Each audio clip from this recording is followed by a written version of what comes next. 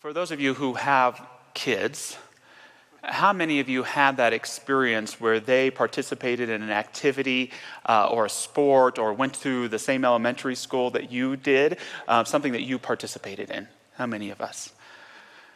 For me, with our son, that was Little League Baseball. And so after 20-some years, it was something else to sit on those bleachers and to be in that environment again. And the first thing I noticed is that there were things I wanted to remember that I could not. When I thought about my Little League years, I realized that what I remember were my big wins and my big losses. I remember hitting the single into right field, scoring the winning run and winning the game. And I remember striking out to end the game. I remember catching the last out on a line drive. And I remember being down one run and trying to go into second base and getting thrown out. It was a bad call. But sitting there watching my son play, what I wanted to remember was something different. I wanted to remember the name of that kid that played next to me in the outfield. What was his name? I wanted to remember the faces of my coaches and the words of encouragement they gave me. I wanted to remember the feeling of smelling the grass and having that uniform touch my skin. But I couldn't. And I began to grow sadder. I'm still watching the game, by the way. I grew sadder because I realized I remember my life in the same way. What I remember and what I emphasize is all my successes and all my failures. And what I realized in that moment, and still struggle to realize today, is I don't care about those. What I want to remember is the good time I had with friends. I want to remember the content of conversations I had with my father. I want to remember what it was like to read a book under soft sunlight. And I couldn't remember. I was struggling. And I realized I don't want to remember my life based on successes and failures. I want to remember my life based upon the quality of my relationships and the depth of my experiences. How about you? How about you? I don't want to remember my life based upon the successes and the failures, but on the quality of relationships and the depth of my experiences. When we change our emphasis, we begin to realize that which we've been searching for all of our lives may just have been there all along. I have a theory, and it involves you. So listen up, see if it sounds true. The theory is that your life is the greatest story ever told. Your life is the greatest story ever told. Charlie Kaufman, great screenwriter, alluded to the idea that there are 7 billion people in this world, not one of them an extra. Every single one, the lead in their own story. And if this doesn't resonate, if this doesn't sound true, my challenge to you is that you're not reading it right. The story of your life is more complex than Leo Tolstoy could muster. There's more drama in it than Shakespeare. There's more romance in your life than it has ever been on a novel with Fabio on the cover.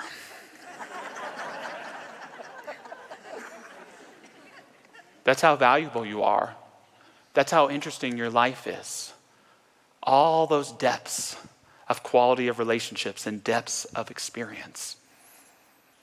All that being said, our lives aren't really like novels, movies, TV shows, TikToks, video games. All of these have a beginning, a middle, and an end. The truth is that when it comes to the life of your soul, life is not a straight line. It's a spiral. It's a spiral with the truth of who you are, the wholeness of your being, always dead heart in the center. And our choices and our activities either draw us closer to that wholeness or further away. But it's always calling us back there. Our lives are not defined by history, but by moments of epiphany, moments of realization, moments of true connection that when they really connect and you're living your soul's life, they exist in eternity. When I think about this concept, I can't help but think of the late, great Gilda Radner. One of the not ready for primetime players, the original cast of Saturday Night Live, the embodiment of pure charisma, grace, tenacity, and unconditioned joy. And early in her life, she was diagnosed with cancer. She beat it, it came back, and it killed her. And she had a counselor by the name of Joanna Bowl, who was deeply meaningful to her in her time, who taught her the deep and important concept of ambiguity, living in the midst of uncertainty and ambiguity. And Radner would share, "I wanted a perfect ending. Now I've learned the hard way that some poems don't rhyme and some stories don't have a clear beginning, middle, and end. Life is about not knowing, having to change, taking the moment and making the best of it without knowing what's going to happen next." Delicious ambiguity. Reminds me of the words of Shel Silverstein, who I'll talk a little bit more later. He says, "There are no happy endings. Endings are the saddest part. So just give me a happy middle and a very happy start." I have another theory involving you. The story you tell yourself today, you will try to prove to yourself tomorrow. The story you tell yourself today, you will try to prove to yourself tomorrow. Are you sure the story you're telling yourself is the true story? Are you sure the story you're telling yourself is the true story? Thought experiment. Imagine your whole life you've kept 2 journals. In one journal, you write things down as they actually happened. In the other journal, you get to write down things as you wish they would have happened. Oh boy. There are a few loves that got away that might have some larger parts in there. I would have gotten that job I didn't get. Might be much more the man I always wanted to be. Here's the thing to think about. At what point in writing in this journal the things that you would have liked to have happened, do you start to look back at that journal filled with the way things did work out and either want that more or start needing to integrate little pieces? These big losses, these negative experiences that sometimes leave a hole in our heart. I'm not saying they're positive. I'm not saying be grateful for them. But did you need them, in a sense, to become who you are? Carl Jung alluded to the idea that I am not what happens to me. I am who I choose to become. Aldous Huxley said, experience is not what happened to you, it's what you do with what happened to you. All of this goes to show that perhaps it's not our job to tell our story, but to live it. To live our stories with a greater trust and willingness to listen to and live God's story in our lives? What is the story of the divine in your life? It's not a beginning. It's not a middle. It's not an end. It's not what I like to call a begending. Life is full of those. It's about those moments of realization. It's about those moments of connection. It's about those moments of deep experience. And with a little change of perspective, a little change of emphasis, you can realize that the very meaning you've been looking for your whole life, it's been there all along. It's been there all along. To regain, to experience the life of our soul, two tools in which to utilize, I want to share with you today. The first, perspective. A little bit of perspective. And the second is emphasis. Emphasis. If we can work on these two things, we can unearth what we have forgotten. Rick Polito, great author of books, lives in Boulder, Colorado. He's most famous because he used to write TV guide ads for movies that were coming on. His most famous is for The Wizard of Oz, and it goes like this. Transported to a surreal landscape, a young girl kills the first person she meets and then teams up with 3 strangers to kill again.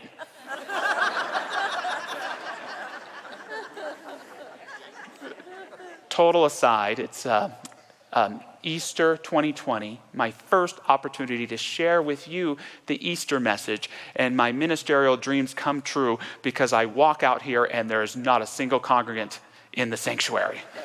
The nightmare, that fear. But there were thousands of people watching online. It was a really powerful day. And I shared this quote from Rick Polito, and I get back to my computer and there's an email, and guess who it's from? Rick Polito. Saying nobody ever gives me credit for that quote. Thank you very much. So thank you, Rick. Just for fun, I'd like to share a few of his others. You up for a little pop quiz today? Let's see if you can guess the movie. Talking lion befriends a warthog and avenges father's death. Oh, very good. Boy left to fend off robbers after parents abandon him. This one's harder. Orphan boy hangs around with convicted mass murderer while a rat plots his death.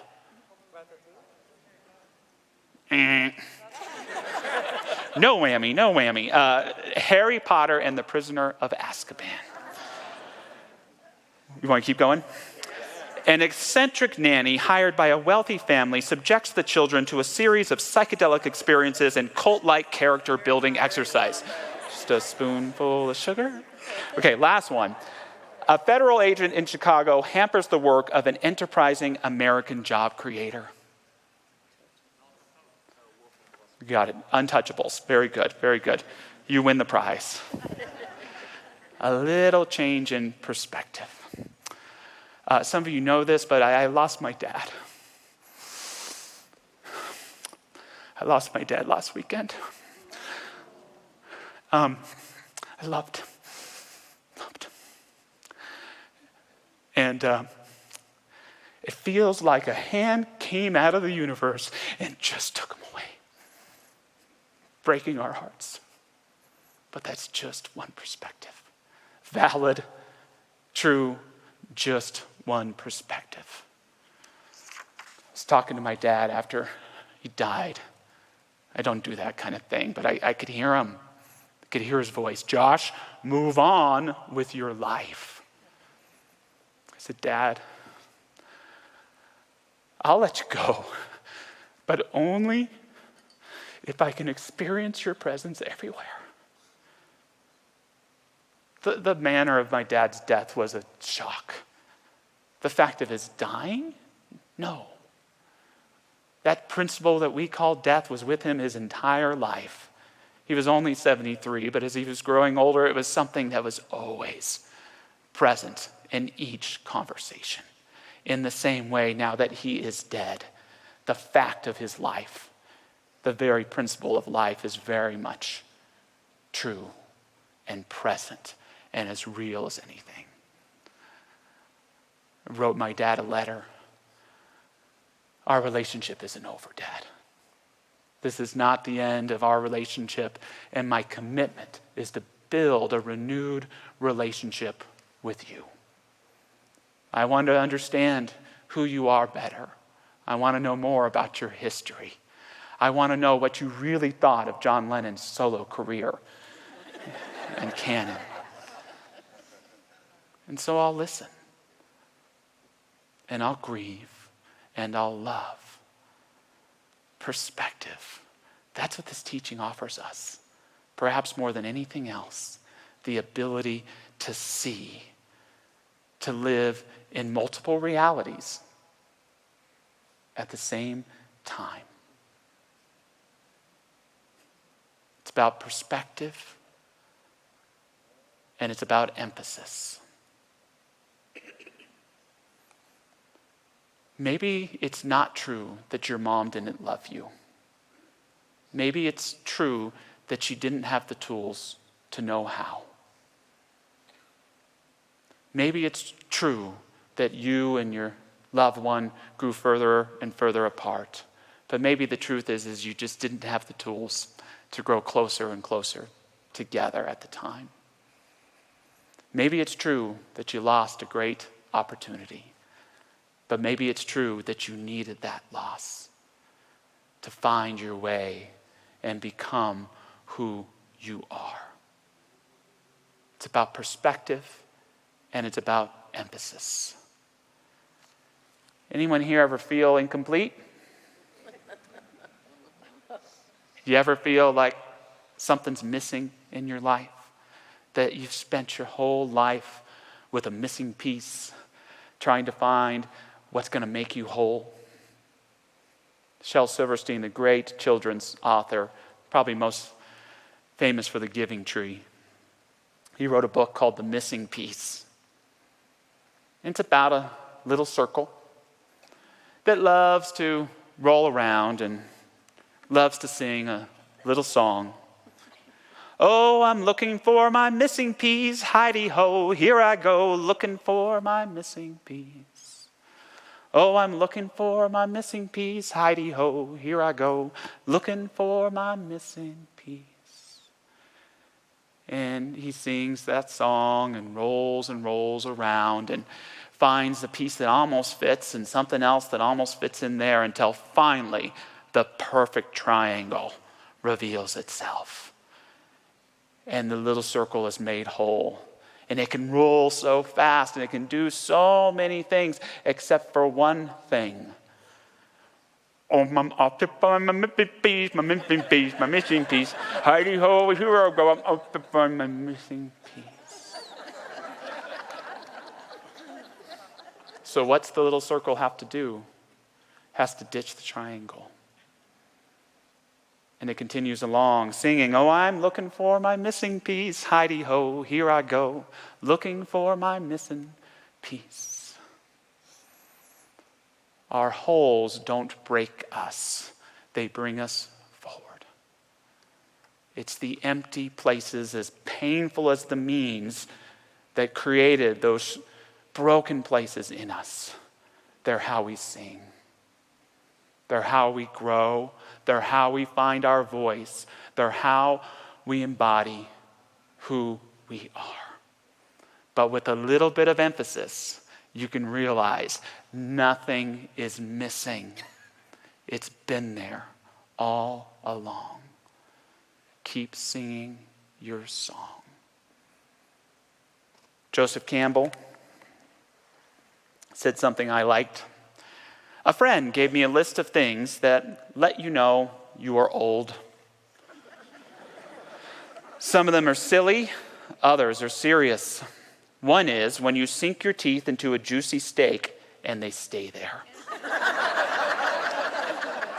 Another is when your back goes out more often than you do. The real serious one is when you've gotten to the top of the ladder and find it's against the wrong wall. That's where so many people are. It's dreadful. And to descend the whole ladder and start up another, forget the ladder and just wander. Bump around. Looking back at my life, I wouldn't change a thing. A few years ago, I may have told you I would change every little thing. But looking back at my life, I wouldn't change a thing, but I sure as hell would emphasize differently. I would emphasize differently. That's where my work is. To move from measuring myself and remembering who I am based on successes and failures to measuring and knowing who I am based upon the quality of my relationships and the depth of my experiences. I have to move from measuring myself by who I loved to realizing myself by emphasizing who loved me. To move from measuring myself based on where I got to go to embody truly where I am. Can I be right here? A little change in emphasis can begin to change anything and everything. A few weeks of watching my son play Little League Baseball. I remember Nick. That's that kid's name that I played in the outfield with, Nick. Oh, that's the way my coach smiled. I remember when he complimented me. Oh, yes, the way that uniform felt on my skin, breathing the grass through my nose. Oh, it's been there. It's been there all along. Moving into prayer today, invite any of our prayer practitioners to stand and join us. These incredible people are there to help you remember that it's been there all along with a prayer after service on our stage, or email us. And just remembering those words from the Holy Bible. Know as you are known. Know as you are known by a holy presence, by a divine power that holds you, that knows who you are, perhaps even better than you know yourself, that knew the whole of your words before you even began to speak, that knitted you together in your mother's womb, that knows each and every story of your heart like the hairs of your head. This presence so near, it speaks to us if we listen, not in wild prophecies, but in sacred memory and sacred time. It speaks to us not through the voice of history, but through the voice of the eternal, that eternal place where the quality of our connections and the depth of our experiences, those things which are truly real, exist always at the level of our soul. To live a life of soul is not to live a life of rose-colored glasses nor naivete. It's to live your true life. It's to know what's really real, what really matters, those qualities of being that bring us to tears and to laughter, to song and to silence, to where we are, right here and right now. God, may you tell me the story of my life, and I promise you to live it each and every day. Knowing this life, it brings forth healing, forgiveness, connection, and an unconditioned joy that nothing can ever tear asunder. Embodying this joy, we move into the altar of our heart and make offerings of choices, actions, connections. We make offerings at the altar of our heart for the beauty of life and it sings, and we sing with it, and we share this one life. Living you, living me, let it be. So it is.